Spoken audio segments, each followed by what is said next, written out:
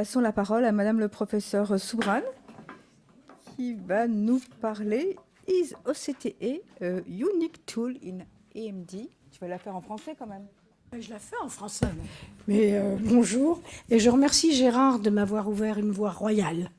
Parce qu'en fin de compte, comme bien souvent, j'aime pas trop adhérer à la pensée unique. Et est-ce que l'OCT en géographie, c'est l'examen unique? Et je pense que dans tous les cas, c'est peut-être pas toujours le cas, justement.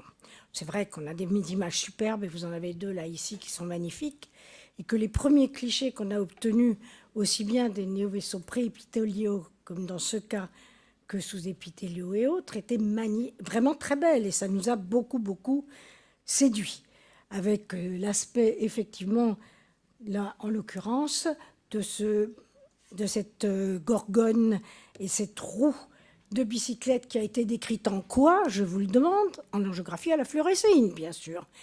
Et donc, c'est peut-être quand même une question qu'on peut se poser. La même chose avec les néovaisseaux sous-épithéliaux, on était tous excités, et je pense qu'on l'est toujours, d'avoir la chance de voir les ramifications néovasculaires sous l'épithélium pigmentaire, alors qu'on a eu bien du mal à les mettre en évidence avec d'autres moyens. Néanmoins, quand même, l'imagerie conventionnelle de la DMLA exudative que vous avez ici vous montre clairement qu'il y a quand même beaucoup de signes qui nous permettent de poser un diagnostic exact. Et c'est là-dessus, effectivement, que nous avons, nous, en tout cas, appris et que vous avez été enseigné aussi. Les néovaisseaux diffusent, par définition, en angiographie à la fluorescine, mais aussi dans la vie courante. Et ils laissent diffuser le colorant et le sérum sous la rétine neurosensorielle, sous l'épithélium pigmentaire dans un certain nombre de cas, comme c'est le cas ici. Et puis, un examen que l'on a un peu trop tendance encore à mettre au placard, c'est ma chère ICG en tout cas, je pense qu'elle est chère à de nombreux cœurs, où l'on voit parfaitement bien le rameau central, le tronc nourricier central et les vaisseaux radiaires. Donc, c'est quand même des éléments qui sont intéressants, indéniablement.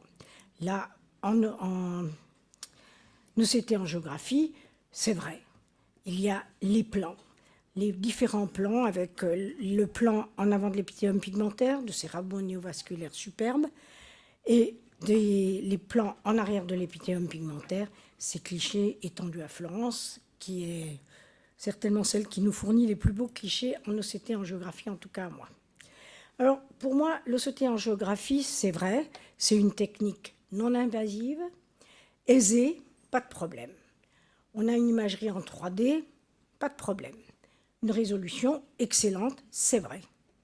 La visualisation et l'analyse possible, quantitative et quantitative parfois, pas toujours, mais qualitative certainement des différentes couches, pas de problème. Mais quand même, l'acquisition est certes rapide, mais le traitement de l'image est long. C'est pas si rapide que ça. Il va falloir lire les clichés dans les différents plans. C'est long. Donc, aisé, oui, mais time consuming, sûr. L'interprétation, jusqu'à présent, a été relativement intuitive. Et toujours intuitive par rapport à quoi? Par rapport aux données classiques, c'est-à-dire l'angiographie à la fluorescéine et l'ICG. Le champ d'examen était jusqu'à présent limité à la macula. Actuellement, il y a des possibilités de champs plus grands, donc il y a des améliorations, tant mieux, mais tout n'était pas parfait. Et puis, il n'y a pas de dynamique vasculaire. Il n'y a pas d'évidence d'origine du liquide qui s'accumule. Certes, on peut prendre ça du côté positif et négatif. Quand il n'y a pas de diffusion, on voit mieux ce qui se passe en dessous. Mais la diffusion est, comme Gérard le soulignait, un élément diagnostique important sur l'activité résiduelle, en particulier des néovaisseaux inflammatoires. Et puis, les anastomoses choriorétiniennes, honnêtement, c'est tellement plus facile en ICG. Le diagnostic est beaucoup plus aisé. Et puis, j'ai oublié, pardonnez-moi de vous mettre un cliché, mais et les DEP fibrovasculaires, là aussi, l'imagerie traditionnelle est beaucoup plus efficace pour nous montrer ce qu'il y a dans ces DEP. Et puis voilà, il y a toute une liste d'artefacts, et pas la moindre, avec certains qui sont pas résolus pour l'instant et d'autres qui le sont. Alors en regardant un petit peu dans les progrès, il y a la réduction des artefacts de mouvement grâce à l'eye tracking et au traitement d'images, mais ce n'est pas toujours parfait. Il y a une diminution des artefacts de projection. C'est vrai qu'on a une meilleure visibilité des vaisseaux, mais tout de même, il y en a qui restent encore. Et si la vitesse d'acquisition est accrue, la vitesse d'interprétation dépend de nous. Et donc là, nos neurones vont-ils plus vite ou moins vite? À voir. Il reste, bien sûr, ça c'est l'artefact incontournable, celui de la projection d'un corps flottant qui est majeur et dans le vitré, qu'on ne voit pas très bien sur le cliché couleur, qu'on voit très bien sur l'OCT, et puis là, en OCT en géo, eh ben, on voit parfaitement bien. Donc, voir ce qui se passe en dessous et derrière, pas possible. Vous me direz c'est la même chose avec d'autres examens, mais pas tous. Il y a la perte de l'écran de l'épithélium pigmentaire et de la choriocapillaire avec cet effet fenêtre absolument typique qui nous permet donc, là en l'occurrence, de voir des vaisseaux, un flux, mais ce flux, on ne peut pas l'isoler. On ne peut pas décider ici qu'il y a des néovaisseaux dans ce coin-là si on ne s'appuie pas sur d'autres examens, en particulier, bien sûr, l'OCT et la fluo, et l'ICG. Et je ne continuerai pas, je ne peux pas, bon, pour l'instant.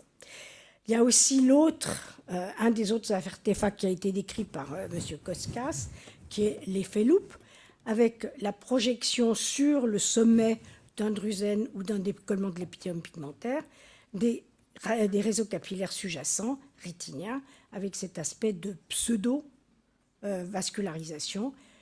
Il en est de même dans ce cas où vous avez absolument le même type d'anomalie avec un pseudo-aspect de lacis et qui, selon les niveaux, va se projeter toujours en avant et qui ne correspond pas, bien sûr, à des néovaisseaux. L'autre artefact classique, celui-ci de projection, est celui que vous avez ici maintenant, avec, bien sûr, l'hypersignal au niveau du réseau capillaire superficiel, au niveau du réseau capillaire profond.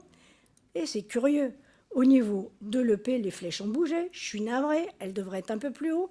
Eh bien, il y a là aussi une projection au niveau de l'épithélium pigmentaire qui, tout d'un coup, apparaît vascularisé. N'est-ce point curieux? Il y a un problème. Donc, c'est un des artefacts. L'autre artefact encore, lorsqu'il y a une accumulation de matériel ou un exsudat profond, vous pouvez très bien obtenir un aspect de pseudo-lacis par effectivement projection sur le sommet de cette accumulation.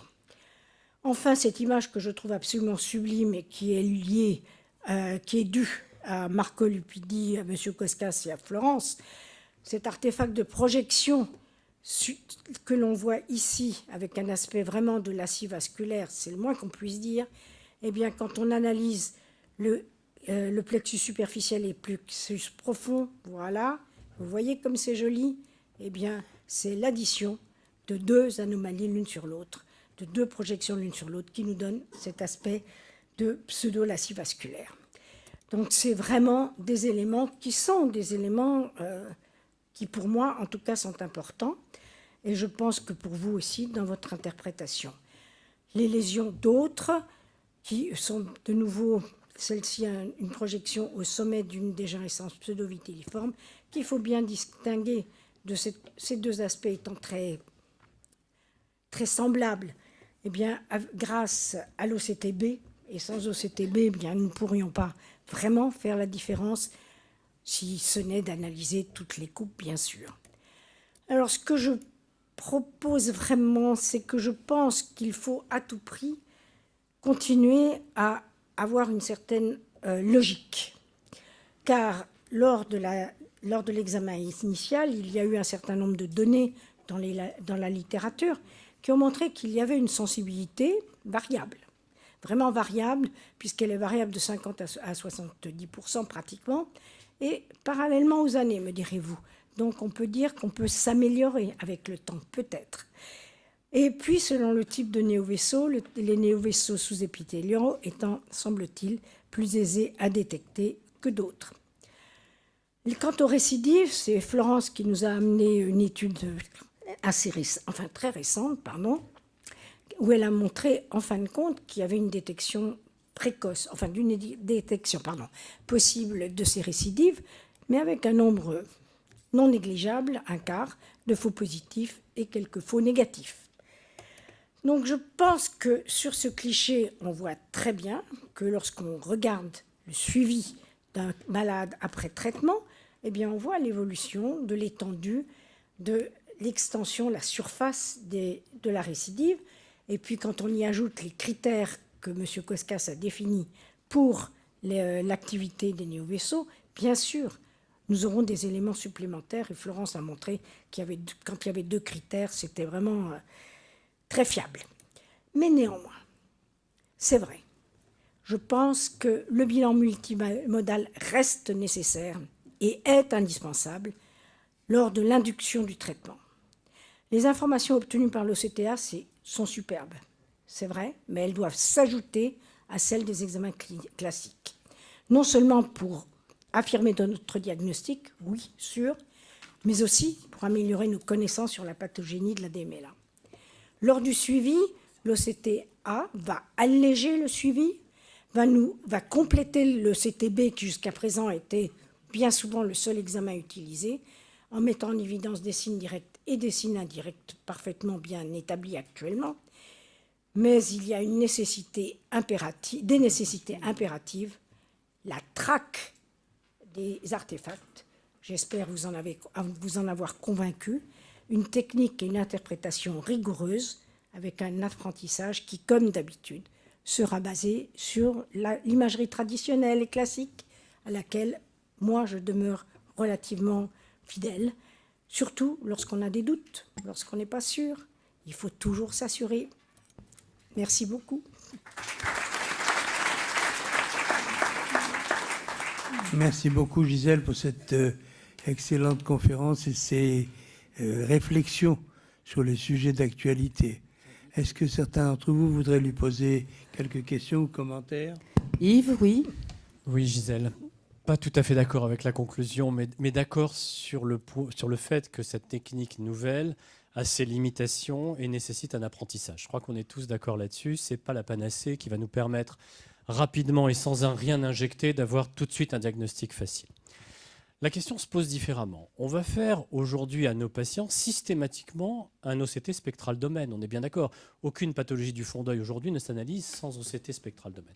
Dans le même temps, on va acquérir des images et de façon facile, comme tu l'as dit.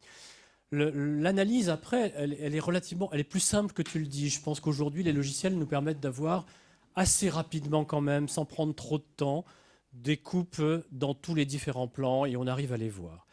Je dirais que pour moi, le problème est simple. Soit sur la base de ces examens non invasifs, j'ai un diagnostic formel, 100% de certitude qu'il y a des néovaisseaux et je ne vois pas l'intérêt d'injecter la fluorescéine et encore moins le verre d'indocyanine parce que j'ai mon diagnostic, j'ai l'image du néovaisseau et je préfère parler avec le patient de son traitement, de la façon dont ça va se passer et envisager la thérapeutique le jour même. Soit je n'ai pas cette certitude et là, bien évidemment, il faut faire la fluorescéine et l'indocyanine. Donc, le côté systématique du bilan de départ me paraît plus une réalité quotidienne. C'est plus comme ça que ça se passe. Voilà. Alors, je vais être, comme d'habitude, l'avocat du diable, bien sûr, après que tu l'as été, c'est évident. Je pense qu'effectivement, quand c'est facile, c'est facile. Bon, quand c'est difficile, on est dans l'ennui.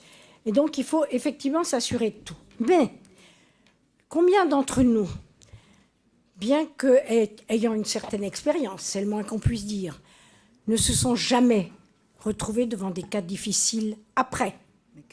Après, il est trop tard. Après, vous n'aurez plus jamais le diagnostic de départ. Et vous vous serez trompé ad vitam aeternam. Moi, je me suis trompée, bien sûr, comme tout le monde. Et je trouve que avoir comme sécurité le fait qu'on ait fait tous les examens au démarrage, eh bien au moins on est sûr. On est sûr autant qu'on peut l'être. Il faut quand même être relativement modeste dans le domaine. Autant qu'on peut l'être aujourd'hui, on peut avoir une certaine tranquillité d'esprit pour traiter le malade le mieux qu'on puisse. Mais néanmoins, il nous est tous arrivé de faire des erreurs. Oui. Je suis tout à fait d'accord avec l'idée qu'il faut savoir rechercher des confirmations. Même quand on a acquis une conviction ou un diagnostic assez solide, rechercher des éléments de confirmation me paraît indispensable, surtout s'il s'agit de prescrire une thérapeutique.